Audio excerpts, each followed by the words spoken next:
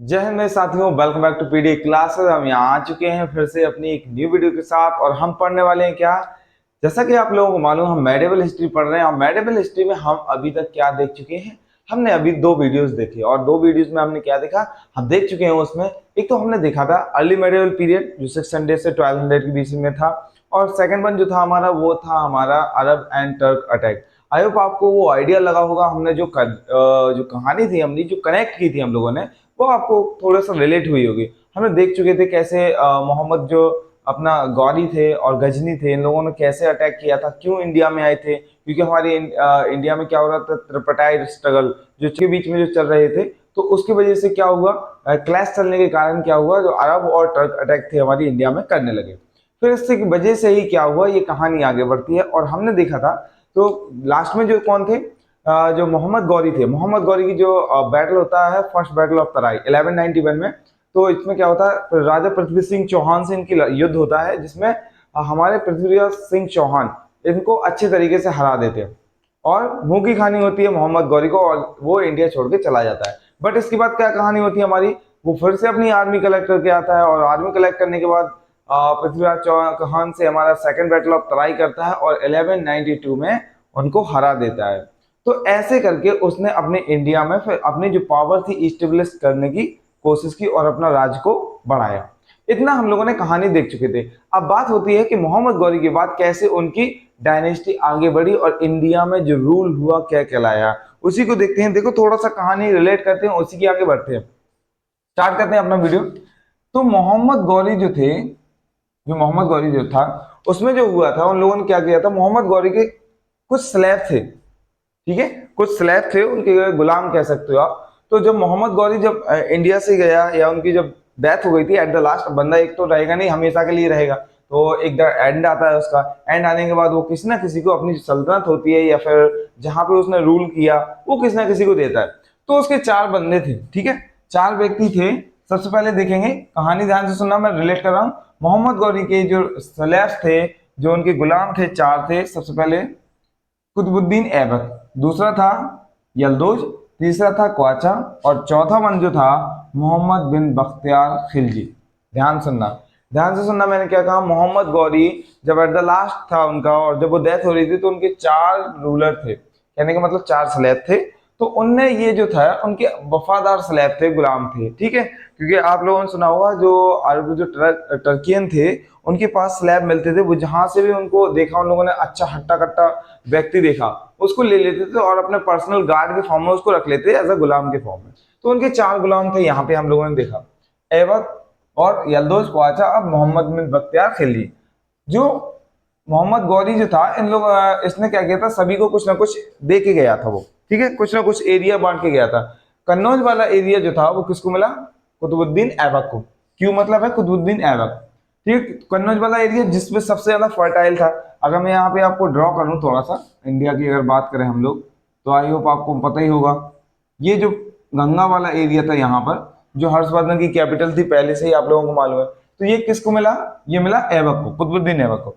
यल्दोज जो था, यल्दोज जो था, इसको गजनी वाला एरिया मिला। गजनी कहाँ था, मैंने बताया था अफगानिस्तान के एरिया में था, जहां से गजनी और गौर की जो डिस्टेंस थी, ठीक है। तो यहाँ पे जो गजनी वाला एरिया है हमारा, यल्दोज को मिला। आगे देखेंगे क्वाचा, क्वाचा जो था, क्वाचा को सिंध वाला एरिया मिला, जो अपना सिंध यहाँ पे इंडस वाला एरिया है सॉरी।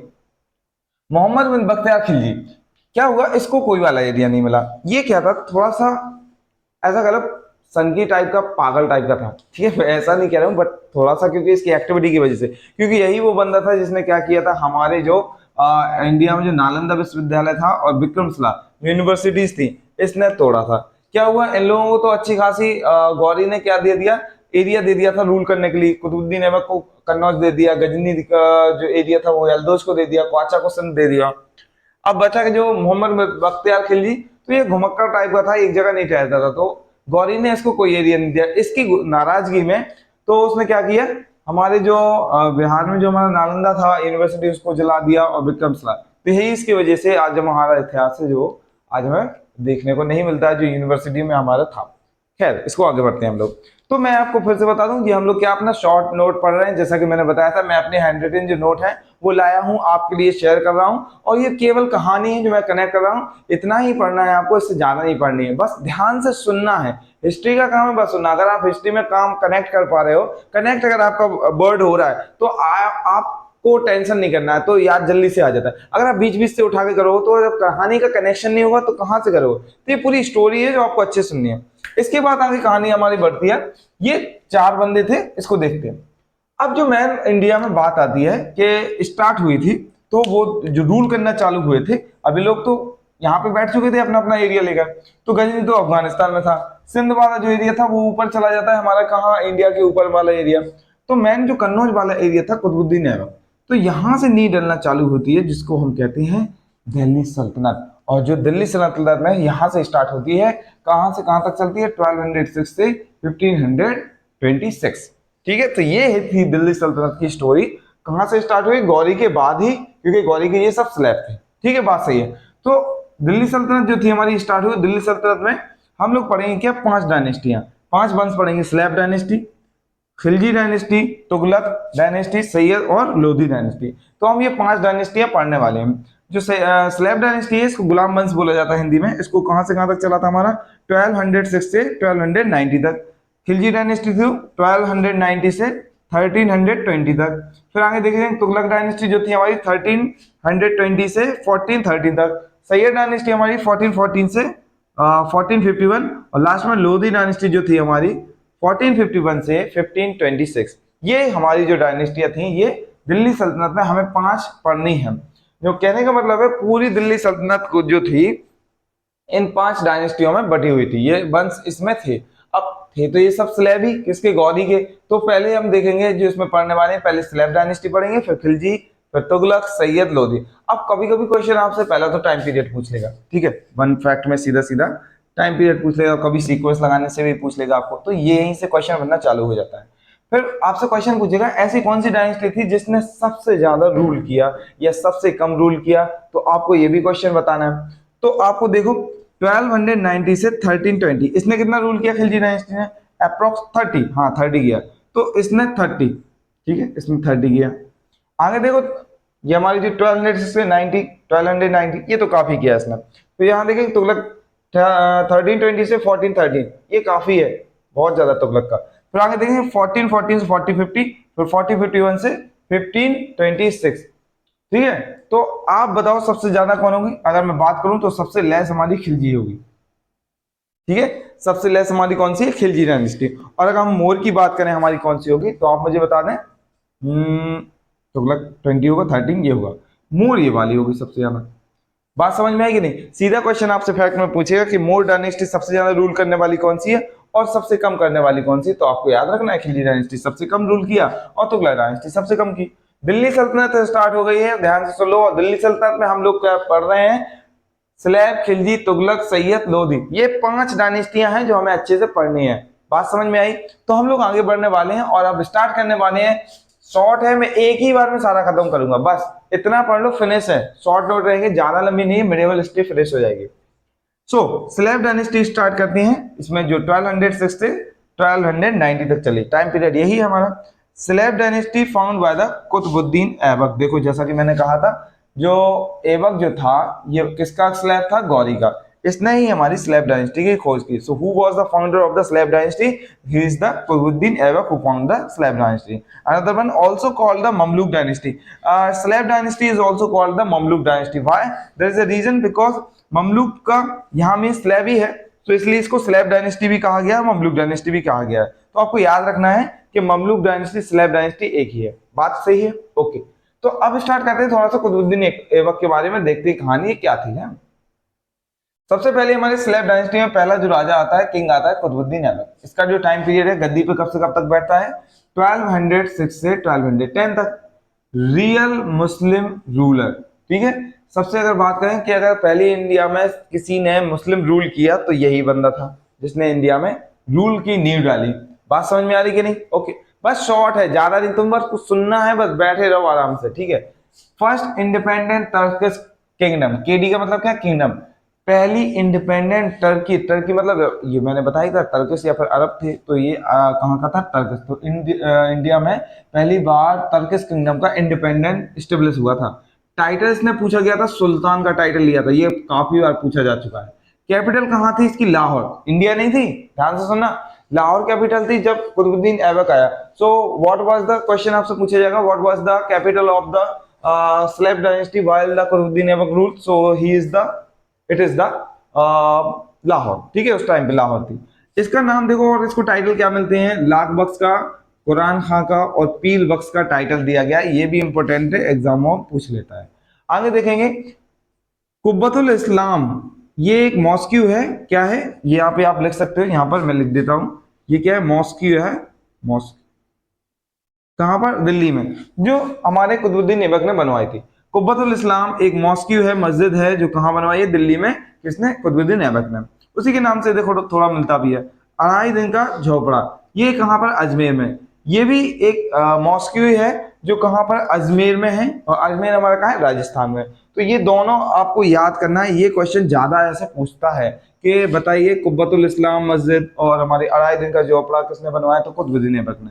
क्वेश्चन ज्यादातर यहीं से पुटअप होते हैं। Next one, start construction Qutub Minar, Qutub Minar का कंस्ट्रक्शन इन्होंने स्टार्ट किया था। अब मैं क्वेश्चन यहाँ पूछा जाएगा, कुतुब मीनार जो है वो किसको डेडिकेटेड है, तो याद रखना, एक सूफी थे, सूफी संत, इनका ख्वाजा कुतुबुद्दीन बख्तियार काकी, ख्वाजा कुतुबुद्दीन बख्तियार काकी जी, जो ये थे सूफी थे, इन्होंने क्या किया था, इनकी याद में जो थी कुतुब मीनार बनी हुई थी, जो इन्होंने स्टार्ट कराई थी, किसने, कुतुबुद्दीन ऐबक ने, बात याद रखोगे। तो ख्वाजा कुतुबुद्दीन बख्तियार काकी, ये इनकी याद में क्या बनाई गई थी, कुतुब मीनार। नेक्स्ट देखेंगे हसन निजामी, हसन निजामी कौन है, ये राइटर है हसन निजामी, जिन्होंने बुक लिखी थी ताजुल माशर, ठीक है। हसन निजामी कौन थे, हसन निजामी ये राइटर हैं जिन्होंने ताजुल माशर लिखी थी, और ताजुल माशर ये बुक है, क्या है, पहली बात तो आपको याद रखना है, ये क्या है, बुक है, और इसमें ऑफिशियल हिस्ट्री मिलती है कहाँ की, दिल्ली सल्तनत की, ठीक है, स्लेव डायनेस्टी की आप कह सकते हो। तो ताजुल माशर पूछेगा किसने राइट की है, तो आपको याद रखना है हसन निजामी ने, बात याद रखोगे। फिर आते हैं फखर ए मुदब्बिर, ये भी राइटर है, ये राइटर है, ठीक है, याद रखना। और इन्होंने बुक लिखी है तारीख ए मुबारक शाही, तारीख ए मुबारक शाही, यहाँ पे थोड़ा सा ऐसा कर लेंगे, तारीख ए मुबारक शाही, तारीख ए मुबारक शाही किसने लिखी है, हमारे फखर मुदब्बिर ने। तो ये भी हमारी क्या है, बुक है, अच्छे से दोनों को याद रखना, ठीक है, भूल नहीं जाना। तो ये पता ही चल गया, फाउंडर स्लेव डायनेस्टी हमारे कौन से, कुतुबुद्दीन ऐबक। तो ये था थोड़ा सा चैप्टर कुतुबुद्दीन ऐबक का, जो मैंने आपको बताया। बस इसमें इंपॉर्टेंट क्या है, तीन चीजें चार याद रखना है, इनकी टाइटल याद रखना है, ठीक है, इनने कौन कौन सी कंस्ट्रक्शन की है, जैसे कि कुब्बतुल इस्लाम, अढ़ाई दिन का झोपड़ा, ठीक है, और हसन निजामी, ठीक है, और फखर मुदब्बिर, इनकी बुक्स बस याद रखना, इतना इंपॉर्टेंट है इसमें। बाकी अगर आप चाहो तो स्किप कर सकते हो, बट यहाँ रिलेट करने के लिए आप लिख सकते हो, थोड़ा सा याद रहेगा तो आप रिलेशन कर सकते हो। मैं इंपॉर्टेंट ही इंपॉर्टेंट बता रहा हूँ जो जरूरी है, बाकी आपको हिस्ट्री है, पढ़ते रहो भाई, पढ़ते रहोगे, जिंदगी भर कभी खत्म नहीं होने वाली। कल जो निकल गया वो हिस्ट्री बन गया, तो याद रखो बस इतना। आगे देखते हैं, इसके बाद जो थे हमारे कुतुबुद्दीन ऐबक के बाद आए आराम शाह नाम के एक व्यक्ति थे, जो उनके आराम शाह जो थे, इनके सन थे किसी कुतुबुद्दीन ऐबक के। तो वो आए कब, यहाँ पे थोड़ा सा मैं बता दूं, आराम शाह, बस, लेकिन ज्यादा चैप्टर नहीं उनका, थोड़ा सा सुन लो यहाँ पर। आराम शाह, आराम शाह जो थे वो कब रहा बंदा, ये हमारा था 1210 में, ठीक है, आया था। तो ये आराम सा था, उसका नाम ही आराम सा था, तो आराम करता रहा, बहुत आराम करता रहा। तो ये ज्यादा रूल नहीं किया, मुश्किल से 6 महीने से 7 महीने में रूल किया, और ये इनकेपेबल था, अयोग्य था, इसलिए इसको जो कुतुबुद्दीन ऐबक के दामाद थे शमसुद्दीन इल्तुतमिश, इसको दिल्ली बुलाकर मार देते हैं और उसकी गद्दी को छीन लेते हैं। अब कहानी स्टार्ट होती है शमसुद्दीन इल्तुतमिश की। इल्तुतमिश का नाम आपने सुना ही होगा, बड़े फेमस है, तो ठीक है, इसका नाम सुना है, आगे इसके बारे में थोड़ा पढ़ लेते हैं। तो 1210 से 1236 इतना इसने रूल किया है। पूछा जाएगा फर्स्ट इल्बरी ट्राइब, ये पहली बार जो था इल्बरी ट्राइब से थे, याद रखना, एक हम कह सकते जनजाति का नाम था इल्बरी ट्राइब, तो ये उससे थी, इसलिए इसको जो स्लेव डायनेस्टी थी जब ये आ गए तो उसको इल्बरी डायनेस्टी भी कहा जाता है। लाहौर से इन्होंने अपनी कैपिटल चेंज की दिल्ली। पूछा जाएगा मोस्ट इंपोर्टेंट कि कौन से बंदे थे या कौन से हमारे रूलर थे स्लेव डायनेस्टी में जिन्होंने हमारी लाहौर से दिल्ली कैपिटल ट्रांसफर की थी, तो वो थे हमारे कौन से, शमसुद्दीन इल्तुतमिश, ठीक है। अब यही वो था डिफीट क्वाचा, इसने क्वाचा को हराया था। क्वाचा कौन था? गौरी का कौन था? स्लेब था, जो सिंध वाले एरिया पर कंट्रोल किया था। तो शमसुद्दीन इल्तुतमिश ने किसको? क्वाचा को हराया था। ठीक है, दो इन्होंने अरेबिक कॉइन चलाए थे, ये भी मोस्ट इंपोर्टेंट है, ये आपको तो करना ही करना है, भूलना नहीं है। जिसका नाम था सिल्वर टंका और कॉपर जित्तल। दो कॉइन थे जिसका नाम था सिल्वर टंका और कॉपर जित्तल, किसने चलाए थे? इल्तुतमिश ने। आगे देखेंगे स्टार्ट इक्ता सिस्टम। ठीक है, इक्ता सिस्टम इन्होंने ही स्टार्ट किया था, याद रखना। अब ये इक्ता सिस्टम क्या होता है? इक्ता सिस्टम का मतलब होता है क्या, आपको बात करेंगे कि इसमें इक्ता बना दिए जाते हैं। ये किंग के बाद आप कह सकते हो जो छोटे मोटा कंट्रोल होता है, रूलर हाई पावर, बाकी गवर्नमेंट पे करना होता है पूरा कंट्रोलेशन, तो इक्ता सिस्टम में ही था। कहने का मतलब ये सेना की एक टुकड़ी होती है जिसमें एक मैन हेड रहता है। ठीक है, जैसे आप मानिए 500 500 5000 का जैसे बोल दिया, 5000 सैनिकों के ऊपर एक व्यक्ति को हेड बना दिया, तो ऐसे एकता मान लेते थे उसको। एकता मतलब हेड था, तो अब जैसे उस टाइम पे सैनिक कमांडर कहते थे ना, इसी टाइम से एक एकता चलता था। तो इसने एकता सिस्टम बनाया था और अपनी सेना को टुकड़ियों बाई टुकड़ियों में बना दिया था। ठीक है, तो ये इन्होंने इस एकता सिस्टम चलाना चालू किया। आगे देखिए कंप्लीट कुतुब मीनार। ठीक है, सो शमसुद्दीन इल्तुतमिश जो थे, इन्होंने कुतुब मीनार जो थी कंप्लीट इन्होंने कराई। बात करेंगे स्टार्ट किसने की थी? हमारे ऐबक जी ने, और जो थी कंप्लीट करा दी किसने? इल्तुतमिश ने। आगे देखेंगे मिनास उस सिराज। जो मिनास उस सिराज था, इसने कौन है? ये राइटर है और इसने जो बुक लिखी है तवकात ए नाशरी, ये बुक है, बुक। ठीक है, तवकात ए नाशरी। तवकात ए नाशरी क्या है? ये एक बुक है, किसने लिखी है? हमारी बता दें आपको, मिनास उस सिराज ने। ये बुक ही ज्यादा पूछता है, देखो एग्जाम में आपसे सबसे ज्यादा पूछेगा तो बुक और राइटर पूछेगा कौन था इसका, मोस्ट इंपोर्टेंट, क्योंकि हिस्ट्री में अगर देखा जाए तो यही इंपोर्टेंट है, बाकी तो कहानियां है यार, कुछ नहीं है उसमें। ठीक है, वो आपसे ये नहीं पूछेगा भाई शमसुद्दीन इल्तुतमिश जो था वो उसने किसको हराया, ये नहीं पूछने वाला है। वो यही पूछेगा कि राइटर कौन सा था उसके टाइम पे, कॉपर के कॉइन कौन से चलाए थे, ठीक है, एकता सिस्टम किसने चलाया था। तो ये आपको ये पॉइंट याद रखनी है। ठीक है, मैंने फिलहाल यहाँ पे वही पॉइंट लिखे हैं जो आपको जरूरी है, हमें एग्जाम में पूछ लेता है। आगे देखेंगे क्रीड, मोस्ट इंपोर्टेंट, इसको भी आपको हाईलाइट करना है। क्रीड 40, द 40 मतलब कहने का 40 लोगों की सेना, तुर्कान ए चहलगान। ठीक है, तुर्कान ए चहलगान क्या है, पहले बात सुन लो। बात क्या होती है, इल्तुतमिश जो था इसके पास बहुत ऐसा बोला जाता है, इसने अपने स्लेब के लिए, क्योंकि देखो पता है स्लेब डायनेस्टी गुलाम है, गुलाम डायनेस्टी, तो इन लोगों को गुलाम पालने का बहुत शौक था। गुलाम जहां पे भी मिलते थे, पहले नीलामी होती थी गुलामों की, जो भी हट्टा कट्टा मिलता था उसको पकड़ लेते थे और अपने गुलामी में मतलब अपने दरबार में लगा लेते थे। तो ऐसे ही ये जो था इल्तुतमिश, इसने 40 लोगों का एक ग्रुप बनाया और जिसमें अच्छे हट्टे कट्टे जवान जो स्लेब थे उनको रख लिया। ठीक है, बहुत सारे इसके टाइम पे स्लेब थे और इसने 40 ऐसे लोग बनाए थे, कोई भी इसको काम करवाना होता था या किसी पे भी अटैक कराना होता था, तो ये 40 इतने पावरफुल थे कि एक व्यक्ति वो 10 व्यक्तियों पे भारी। तो ये खतरनाक टीम थी इन लोगों की। तो इसका जो 40 जो था, द 40 या तुर्कान चहलगान इसका नाम था, तो इल्तुतमिश ने बनाए थे। ठीक है, उसमें से ही एक व्यक्ति था, याद रखना, मैं अभी यहीं पे नाम बता दूंगा, उसको हमें बाद में पढ़ना भी है, जिसका नाम था बलबन। बलबन इसी में से था, जो 40 लोगों में से एक था। वो किसका स्लेब था? इल्तुतमिश का। उसको हम आगे पढ़ेंगे, आगे जाके वो बहुत बड़ा ब्लंडर करता है। ठीक है, सो आगे देखेंगे आगे और क्या बनाया। सुल्तानगढ़ी का टॉम, जो टॉम जो था दिल्ली में है, सुल्तानगढ़ी का टॉम कहाँ है? दिल्ली में, जो नसीरुद्दीन की याद में बनाया था। नसीरुद्दीन कौन थे? इल्तुतमिश का सन था ये, तो इल्तुतमिश का सन था नसीरुद्दीन। ठीक है, तो इसकी याद में सुल्तानगढ़ी का टॉम भी बनाया। आगे देखो बात क्या होती है, इल्तुतमिश की बहुत सारे सन थे। ठीक है, 4-5 सन थे। तो इसका जो सन थे, इल्तुतमिश को देखा उसने, तो इल्तुतमिश ने देखा कि जितने भी सारे सन हैं वो इनकेपेबल हैं रूल करने के लिए। तो उसने कहा मुझे इनमें से किसी को भी अपना राजपाट नहीं देना। तो पहली बार यहाँ पे उसने अपनी जो बेटी थी, जिसका नाम है रजिया सुल्तान, नाम सुना होगा आप लोगों ने, रजिया सुल्तान थी, उसको एज अ सक्सेसर मान लिया और गद्दी पर बिठा दिया। बट हुआ क्या था उस टाइम, आप जानते हो उस टाइम के क्या था, कट्टर इस्लामवादी थे कुछ उनके कह सकते हो दरबार में। तो रजिया सुल्तान एक लेडी थी और लेडी को इतना हाई पावर पे बैठना, और जितने भी सारे अमीर वर्ग के लोग थे और जितना सारा इस्लाम के कह सकते हैं हाफिज लोग थे, जो मौलाना लोग थे, उनको ये पसंद नहीं था, क्योंकि रजिया सुल्तान जो थी वो एक गेटअप में रहती थी, कैसे, मेल अटायर में, मतलब जैसे कि क्या होता है मेल पहनता है, जैसे कि इंसान पहनते, तो वैसी पोशाक में रहते थे। तो जितने सारे जो लोग थे वहां पे, अमीर लोग थे, उन्हें ये पसंद नहीं होता था, तो उनके खिलाफ षड्यंत्र रखना चालू किया। बट जो थी रजिया सुल्तान 1236 से 1240 यानी केवल 4 साल, 4 ईयर तक कहाँ गद्दी पर बैठी, दिल्ली सल्तनत, स्लेव डायनेस्टी इन्होंने चलाया। बट इसके बाद कॉन्स्पिरेसी कर कर लोगों ने उनको मरवा दिया। ऐसे रजिया सुल्तान जो थी वो, उनका चैप्टर क्लोज होता है। फिर आगे बात आती है कि जो इनके सन थे, एक तो था बहरम खां और एक नसरुद्दीन। नसरुद्दीन जो मैंने अभी आपको बताया, जिसके क्या बनाया था, टॉम, सुल्तानगढ़ का टॉम इल्तुतमिश ने बनवाया था, ठीक है।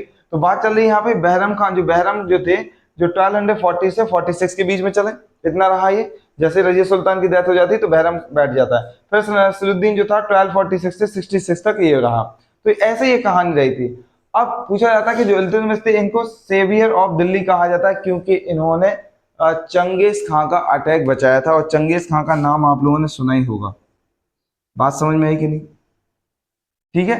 तो ये जो मैंने बताया, ये थोड़ी सी स्टोरी थी, आपको याद रखना। अब देखो इंपोर्टेंट चीजें क्या है इसमें, ध्यान सुन लो। इंपोर्टेंट चीज है, सबसे पहले अरेबिक कॉइन कौन कौन से थे, सिल्वर टंका और कॉपर जितक इल्तुतमिश ने चलाए थे। इलबरी ट्राइब से था, दिल्ली कैपिटल इसने ट्रांसफर की, ठीक है।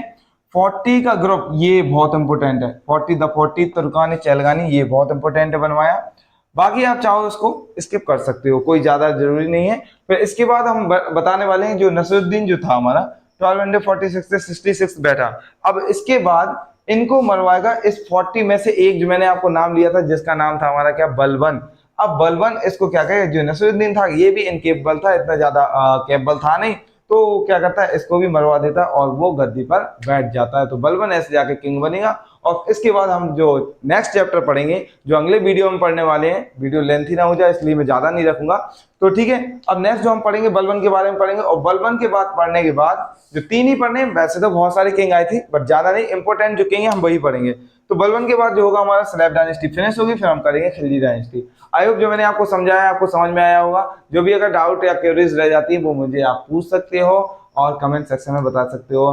तो मिलते हैं हम लोग नेक्स्ट वीडियो में, जब तक के लिए जय हिंद साथी।